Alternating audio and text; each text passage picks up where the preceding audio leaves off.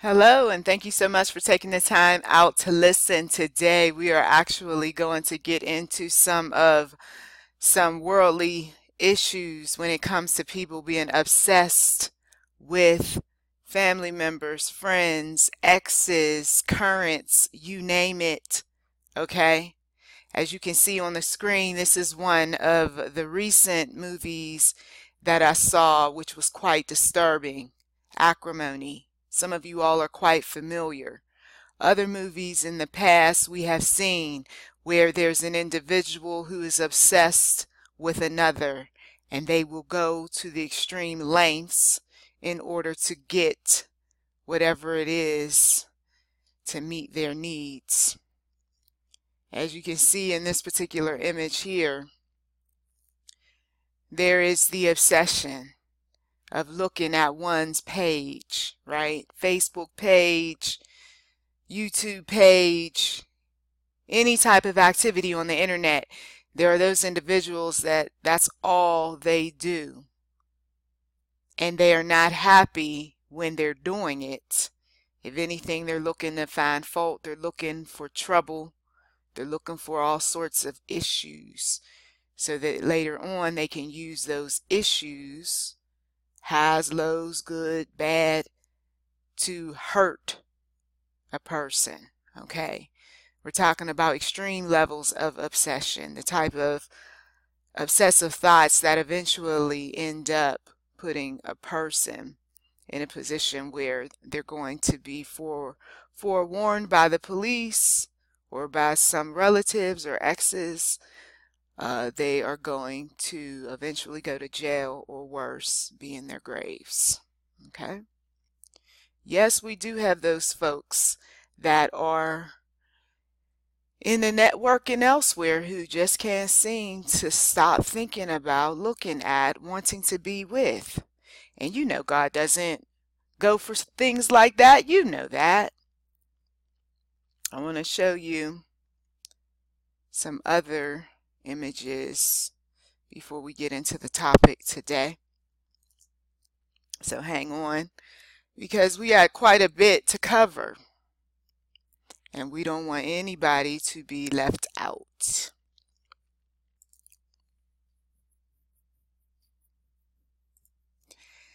When you think of obsession, what do you think of? Do you think of, once again, someone like in this movie here with Beyonce and other cast members? Do you think of someone constantly in your face, calling you up, talking to you? Do you think of an individual who has destroyed items of yours because they couldn't be with you because you broke up with them? A short trip back down memory lane and you start to feel a bit angry, don't you? A short trip back down memory lane and you think of, oh yeah, she reaped for all of the foolishness eventually that she caused myself and my family, or this one who decided to make himself a pest and didn't want to go away easily, yeah, he got what he deserved. And then there are those individuals that they have yet to get what they deserve. And they continue to obsess over anyone and everything even after the smoke clears. Okay? So, now that you've got the imagery, and you've also thought briefly about some folks who've gone through some things, or maybe even yourself dealing with an obsessed person, or you may have even had some signs or something that wasn't quite right with you, we're going to go a little bit deeper with this. There's an article that I came across on IOCDF.org, Living with Someone Who Has OCD, Guidelines for Family Members. Some of you all are in the position now where you can actually provide some wisdom, some counsel, talk to some individuals about their obsession. Okay? This article was written by Barbara Van Noppen, PhD, and Michelle Pato, MD. or pato. There are some signs you want to pay attention to if you so happen to be the individual who has an OCD, or you are noticing something's not quite right with someone around you, okay? You're recognizing the signals, especially with some of these people who are obsessed in families with their children. Okay, yes, we have those. Obsessed with my daughter, obsessed with my son. Oh, I call them all the time. We're so close. Really? You call them all the time. You pop up at their house. You're checking their social media. When they bring their phone around, you're looking at that. Something's going on. Or you got those who's obsessed with your children. Okay? I'm talking to different audience members, okay, with different issues, but the commonality is there is an obsession going on. An obsession that the one true God is convicting some people on. It may be a secret that some folks don't want to share because it's so troubling, it's so disturbing. Sometimes people with OCD are thinking things you don't know about as part of the OCD. So watch for behavior changes. It is important to not dismiss significant behavioral changes as just their personality. I remember there were those individuals that would just say, oh, well, you know, he's crazy or she's troubled or that's just how she is. No, that's not just how she is. She has an issue, a major issue, and it needs to be dealt with. In that movie Acrimony, at times, there was the family members who were trying to come to the aid of their dear sister. And she didn't want to deal with the fact that she was obsessed. She had been obsessed with the promises. We're going to get into this idolizing someone. She was obsessed with the promises that her husband had given her over the years. It wasn't enough to just be there during those difficult times. But she was convinced that one day they were going to be everything that he promised her. And then when that didn't happen and she wanted to move on and then she's seeing that he was a success, now she's coming back around holding on to the promises, obsessed with the promises, not necessarily obsessed with the man, but the promises that the man spoke. Because those of you all who saw the movie, you know that he wanted a dream to come into fruition. He was obsessed with the dream. And because he was obsessed with the dream and the wealth that was associated with that dream, he brought her on board and causing her to obsess over that future. But that was his sales pitch to keep her hanging on, to keep her financing his dream. Oh, come on. We know some people like this over the years. They played some people. They kept some folks hanging on.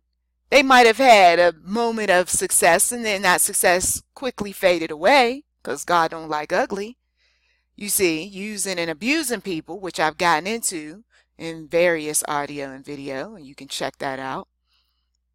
But we want to watch, though, for signs that someone is exhibiting some obsessive ways about them. Sometimes it's not about the people, it's the things. It's what you said. It's what you said. You told me. Signals to watch for include, but are not limited to, large blocks of unexplained time that the person is spending alone. In the bathroom, getting dressed, doing homework. Young people can be affected by an obsessive disorder. Don't dismiss them. Doing things again and again, repetitive behaviors. Constant questioning of self-judgment, excessive need for reassurance. Simple tasks taking longer than usual. Perpetual tardiness. What were you doing? What? What do you mean? Every time I turn around, you're late. Well, I had some things to do. You did, huh? Meanwhile, they were spending a whole lot of time on their phone, checking another social media page, checking another profile, Sending another message to someone who got away, possibly. Could be an ex. Could be, once again, that parent who's obsessed with her daughter or son. I need you to be on time. Well, I had to check on this and I had to do this and that. There you go.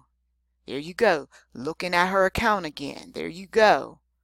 Looking at those pictures, leaving comments. Uh-oh. Increased concern for minor things and details. Severe and extreme emotional reactions to small things.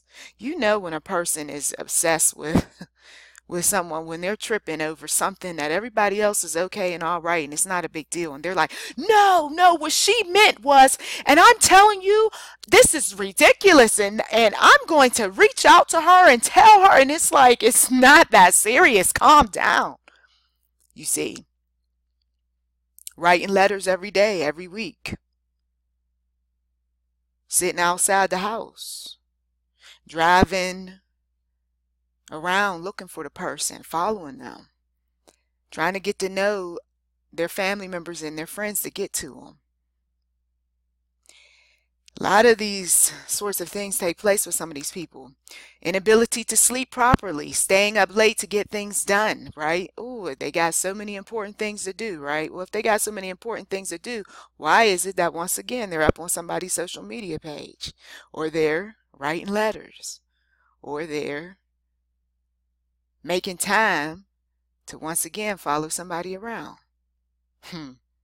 Significant change in eating habits. Can't eat, can't sleep. That's all you think about is that person.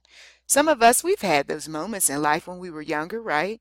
I just don't know what to do. I mean, I just love them and I just want to be with them and that's all I think about. Okay. And your mother or your father or your sister or brother or somebody said, you better calm down. He's not God. Daily life becomes a struggle. Avoidance, right? Increased irritability and indecisiveness. All right, people with OCD usually report that their symptoms get worse the more they are criticized or blamed because these emotions generate more anxiety. So it is essential that you learn to view these features as signals of OCD and not as personality traits. This way you can join the person with OCD to combat the symptoms rather than become alienated from them. Because some people, they really love their sister, their brother, their cousin, and whoever else who has the obsessive compulsive disorder. Okay? They really do, and they want them to get some help. And when you notice that there's something that's not quite right, whether it's with you or someone else, you don't sit back and pretend as if it doesn't exist and that's just how she is. No, let's get down to the root cause of some things, okay?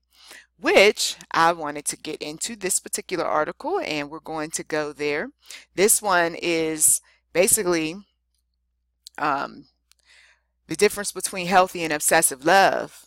But what I'm zeroing in on is what causes the obsessive love to begin with, okay? Because there are those people who they have this obsessive love for things and obsessive love for people. And before it got to that, though, they already had a disorder that they hid very well, a disorder they didn't know about or their family members and friends didn't know about, okay?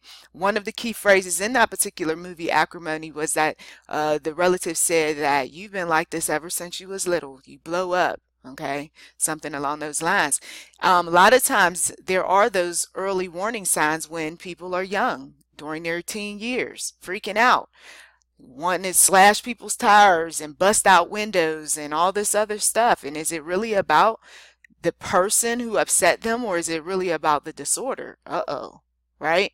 Examples of some such disorders include schizophrenia, bipolar disorder, delusional disorder, obsessive compulsive disorder, a personality disorder, or organic, which is caused by a medical condition, a brain syndrome. Okay, I remember there was an individual who she had a brain issue that was going on with her as a result of having gone through domestic violence, and then the individual who had been involved with her, he had become obsessed and controlling and all of that, and ended up bringing a gun into one of the fights and shot her and shot the sister.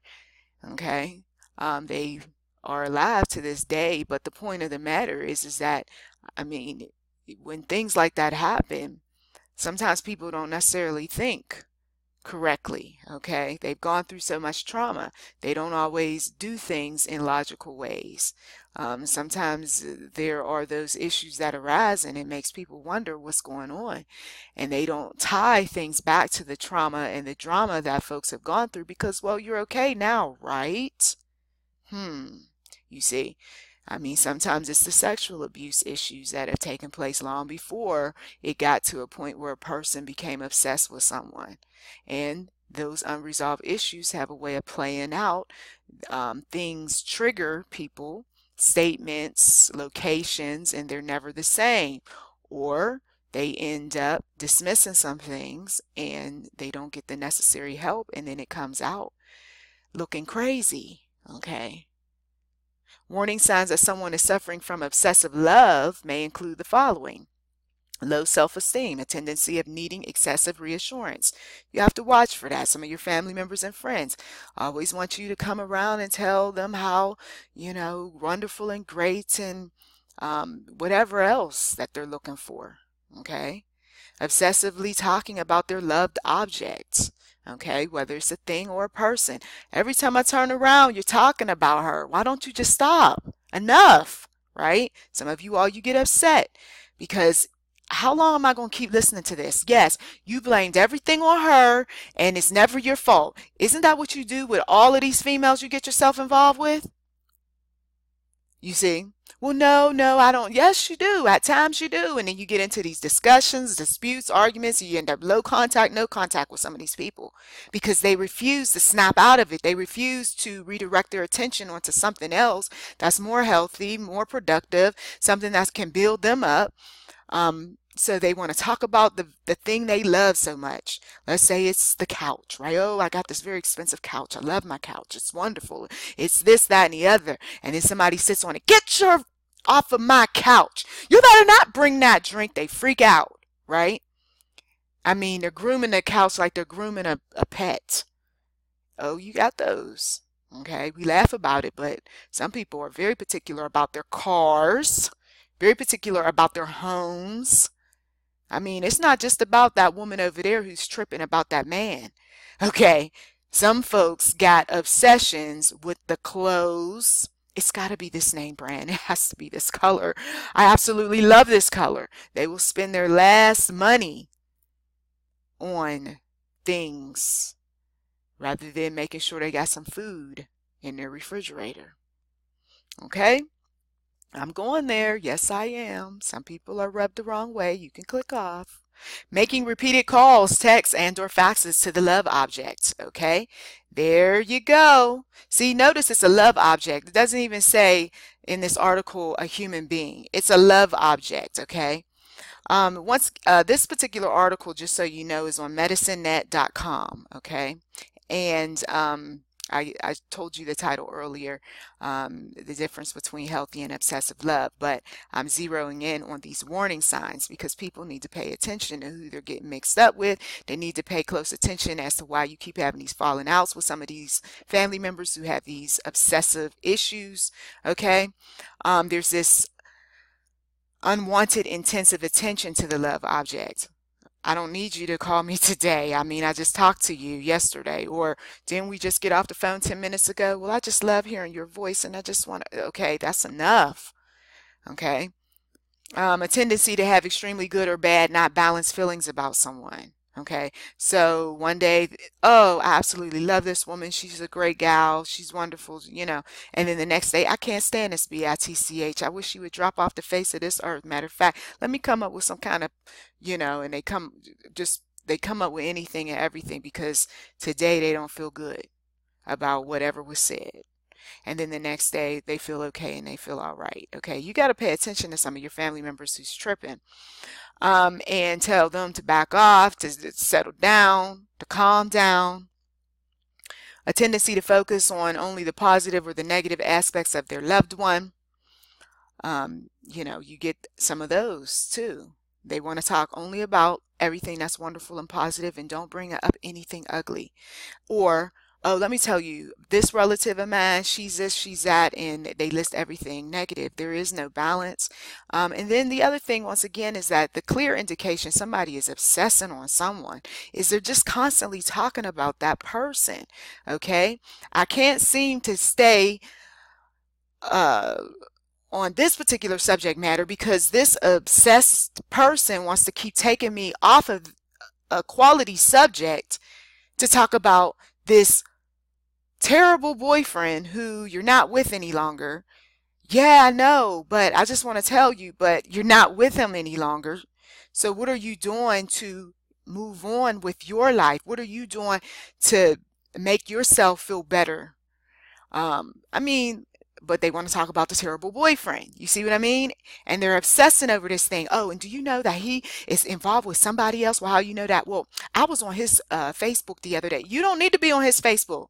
Matter of fact, why didn't you disconnect? I don't need to disconnect. I mean, I just want to see what's going on. And you don't need to see what's going on.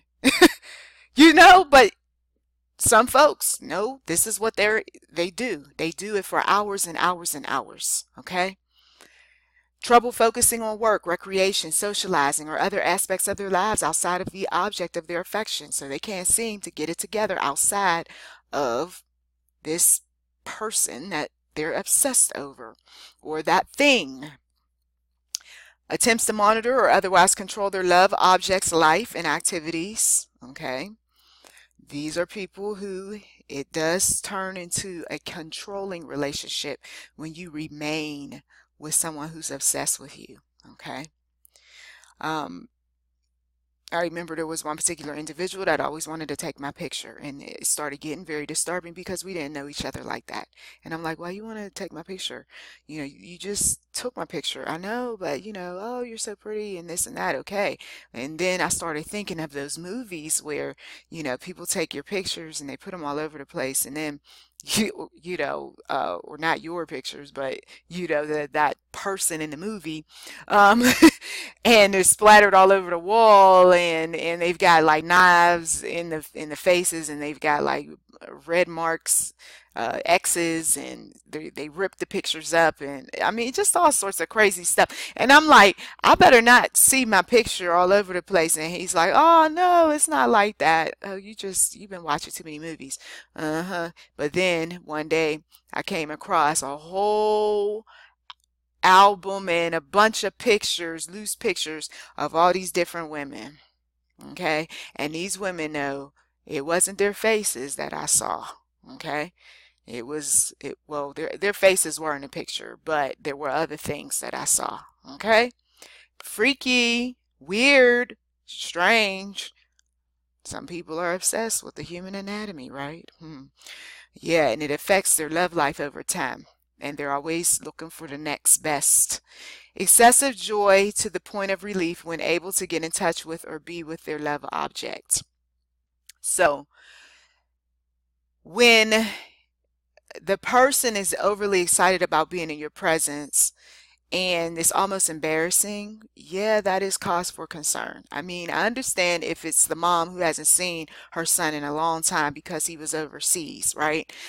He's in the military, that's different. But you get some people who practically trip over themselves to get, you know, to a celebrity, for instance, right? They're going to push you out the way, trample on you because that's, oh my gosh, that's so-and-so, right? And they've got every album and they got every picture, and this is what they spend their time doing, is just building up their collection. Okay, it's freakish though. It's freakish after a while. I mean, you know, we know people who are relatively sane and they are balanced in what they like. But we got some folks who they're just fanatical. They're absolutely crazed, and they will sleep in the bed of the celebrity after breaking into their home. Okay, some of you all, you've read the stories, you heard. Okay, what is the treatment for obsessive love? Treating obsessive love often involves psychotherapy. Oh no, really? Yeah, psychotherapy for the sufferer and for their love object, particularly if the two people are currently in a relationship with each other. Counseling can help and may involve helping both people visualize their relationship in a healthier manner, as well as using affirmations and other techniques to enhance their self-esteem. Remember, self-esteem is a major issue in a lot of these disorders that people have. I don't know what happened back in the day with some of these parental relationships or lack thereof with the children, but there are a lot of people who suffer. And when they come across somebody who pays them attention, when they come across somebody who says things like, I love you and you're wonderful and you're sweet and kind and I just want to be with you, they're just like, oh my goodness, this person, they get me. And the next thing you know, they get wrapped up into this oh, call me. Oh, could you come around? Oh, let's get together. Oh, you can live here. And I mean, everything is moving fast with a person who's obsessed with you. I mean, you don't even have breathing room because they're around you so much. Okay. And some of these people are violent. They're threatening. They do some strange things. And now you got to get the police involved. You got to get restraining orders. You left me? Are you crazy? You don't leave me. You see, you don't leave me. No, no. And they freak out. And that's why some people are still in these messed up relationships, because they don't want the problems to follow them after they break up. But I'm telling you, it's enough to be in the relationship with the person. And sometimes it takes you leaving for them to get some type of help. And so that's when you do want to get law enforcement involved, because they're unpredictable. You don't know what they're going to do next. A person who obsessively loves may engage in escalating tools of psychological control or other forms of control in an effort to keep their love object close. Examples of that include controlling money or food, and in extreme cases, stalking or using violence. The individual who's obsessively in love, as well as the object of that love, may be dependent and codependent on each other, respectively. The person who loves obsessively may behave as if addicted to their love object. In turn, the object of obsessive love may have difficulty setting clear limits and boundaries on the obsessive behaviors. You know some people like this? And some of us, we were sitting up there talking about, oh, they just love each other, or they're just so in tune to each other. There was codependent and dependent relationships going on. Okay? Stop with all of that. Some folks literally upset and jealous and angry that other people got these so-called great relationships, when the reality is that you're not there. You don't know what all is going on 24/7. And the reason why it appears that way is because the controlling one wants everybody to think everything's okay and all right. Oh Lord, there's a lot to cover, but we're going to get through it today. So, idolatry. Idolatry is basically what's happening. No, you're not going to see obsessive compulsive disorder in the Bible, but you will see idolatry. And God, He does not support this sort of thing. So when you get these people who say that, well, God knows I love this man. No, God knows you're obsessed with this man. Obsessed with what came out of his mouth, all the promises. Obsessed with all the things that she said and she did. Sometimes, once again, it's not about love, it's about lust, it's about control, it's about using psychological tactics in order to get someone to be all things to the one who wants to control every aspect of the relationship. They usually have a pattern. They usually have a pattern with other people. If you can ever get in a room or talk over the phone with an ex or exes, there's usually a pattern, okay? And it's not about love. Idolatry. So what does God say? Exodus 23:6. You shall have no other gods before me. So what's happening with some of these just obsessive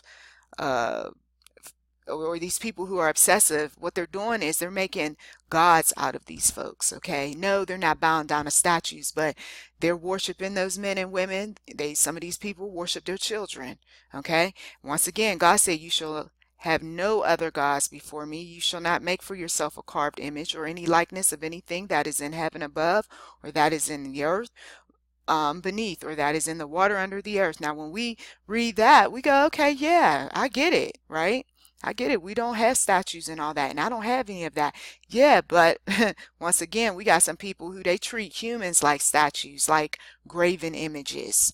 You shall not bow down to them or serve them, for I, the Lord your God, am a jealous God, visiting the iniquity of the fathers on the children to the third and the fourth generation of those who hate me. Okay? So we got some ancestors who were mixed up in a lot of things, and that's why these curses, if you will, fall on some of these relatives, because there was no breaking of the generational curses. If anything, they walked in the footsteps of the spirits, if you will, that move them to do all sorts of interesting things. And now I'm getting into the spiritual side. I gotta go there. When there are those individuals who have this evil about them, it doesn't really feel like a love or anything. It's just an evil with all of this obsession going on. Even though it may not directly impact you, but there's something dark, there's something disturbing. Rest assured, there are demonic spirits at work. Okay? Those individuals who are not into the spiritual, they will not even address anything like that. Instead, let's just put a band-aid on it. Let's give them some medicine. Let's take them through therapy, and that's it. But those voices that some of them talk about, and the medicines did nothing to deal with the voices. And when they talk about something told me to go and grab this thing and break his window, or I felt like I had to go over here and, you know, rip up all her pictures and leave them at her doorstep. And I mean, you know, you got to know that there are other things at work, okay? And those spirits are demonic. They are dark. They're ugly. And sometimes they are conjured up through various spells, okay? Sometimes people get themselves involved with witches and warlocks who will cast spells. The plan is for the one who's obsessed to keep that person near to him, close to him. And when these sorts of spirits are at work, they basically work the person who's obsessed like a slave, and there is no controlling those spirits either. Okay, some people, they have just lost it messing around, trying to get someone to be just as into them, obsessed with them, love them, and then they find that they got themselves mixed up with some very dark entities in the spiritual world. And the only way you can really deal with that is spiritually. You got to go to the church. You got to get around those who have the power to cast out demons. And you can find that out simply by praying, asking the Lord to lead you to the right church, to the right prayer warriors, to the right spiritual counselors. And God will do just that, okay? Jonah 2:8, those who pay regard to vain idols forsake their hope of steadfast love. Colossians 3:5, put to death, therefore, what is earthly in you, sexual immorality, impurity, passion, evil desire, and covetousness, which is idolatry. And one who's obsessed has many of these things. Okay? And it hurts to see people who their minds are so enamored, so wrapped up into another human being or a thing. Okay? 1 John 5:21, little children, keep yourselves from idols. So, I mean, you know, the Bible is not supporting this sort of thing. And people can, you know, say all they want to say about what God likes and what he doesn't like. And it's my business and don't be judging me. Look, we're trying to keep some people out of trouble. Really, at the end of the day, I always talk about freedom, people being free mentally, physically, spiritually, sexually, you name it. The enemy wants to keep you ensnared, and sometimes the worst enemy of all is self. Now, those of you all who know somebody like this, people with OCD consistently report that change of any kind, even positive change, can be experienced as stressful. It is often during these times that OC symptoms tend to flare up. However, you can help to moderate stress by modifying your expectations during these times of transition. Family conflict, listen to this, only fuels the fire and promotes symptom escalation. Just snap out of it, you know? How people use that statement. Instead of statements such as, no wonder your symptoms are worse, look at the changes you are going through. It's validating, supportive, and encouraging. Remind yourself the impact of change will also change. That is the person with OCD, has survived many ups and downs, and setbacks are not permanent, okay? So that's where you can simply confess and repent if you are the one that's trying to get out of this obsession. You must adjust your expectations accordingly, which does not mean to not expect something, okay? All right, remember that people get better at different rates. So if you do see that your family member or friend or whoever is going through some type of obsession is making some efforts toward change, the progress just might be slow, right? But as long as they're getting there, we're to be patient. We're supposed to just be that encouraging person, right? That wants them to get better. But the thing is that you cannot be talking so much about what they're going through, okay? They know that they're going through something. They don't want to talk about it every time they see you, okay? So that's something some people need to keep in mind. Oh, so how so-and-so? Oh, did you hear from them? Look, if I'm trying to get over somebody, I don't need you to be asking me about how they're doing, okay?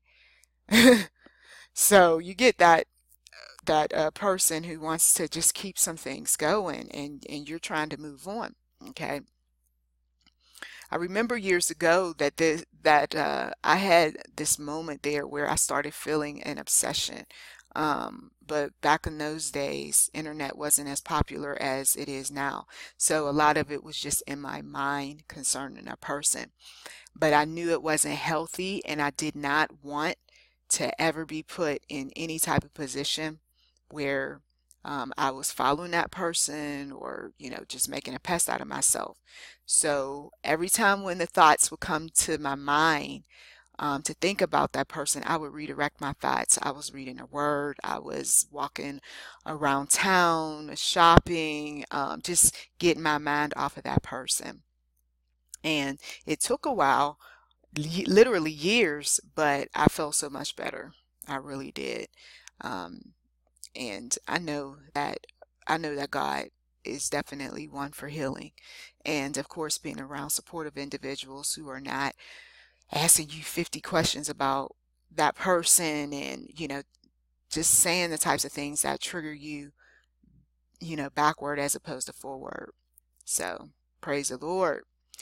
Day-to-day comparisons. You might hear your loved ones say they feel like they are back at the start during symptomatic times, or you might be making the mistake of comparing your family member's progress or lack thereof with how he or she functioned before developing OCD. It is important to look at overall changes since treatment began. Day-to-day comparisons are misleading because they don't represent the bigger picture, okay? When you see slips, a gentle reminder of tomorrow is another day to try can combat self-destructive labeling of failure, imperfect, or out of control, which could result in a worsening of symptoms. You can make a difference with reminders of how much progress has been made since the worst episode and since beginning treatment, okay? Recognize small improvements, create a supportive environment. You see, set limits, but be sensitive to mood. With the goal of working together to decrease compulsions, family members may find that they have to be firm about prior agreements regarding assisting with compulsions, how much time is spent discussing OCD, how much reassurance is given, or how much the compulsions infringe upon others' lives.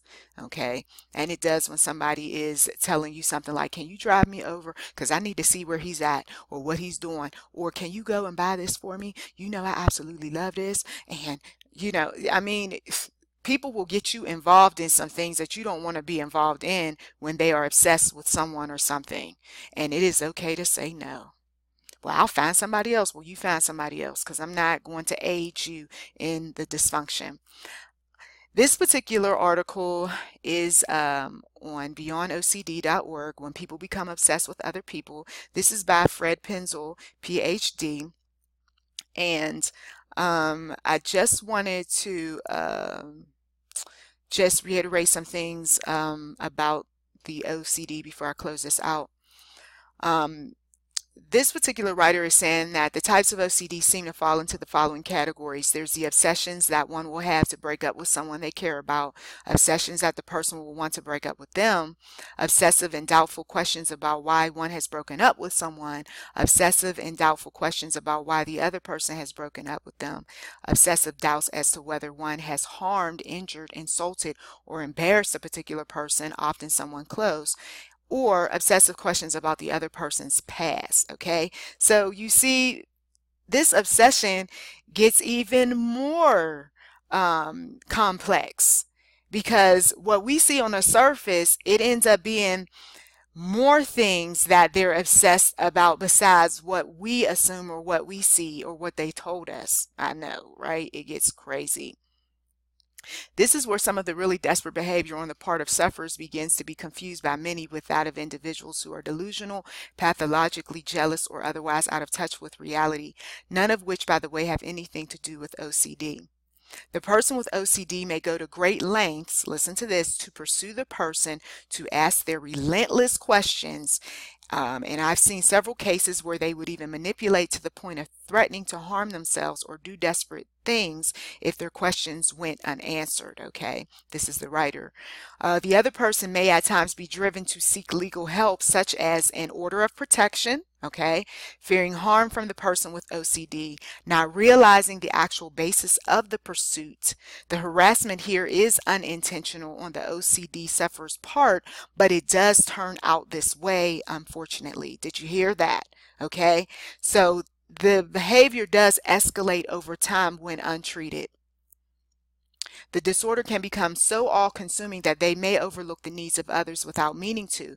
I've never heard of anyone being harmed by a person with such an obsession, nor can I imagine they would do more than simply be persistent and very frustrating to talk to or deal with at times.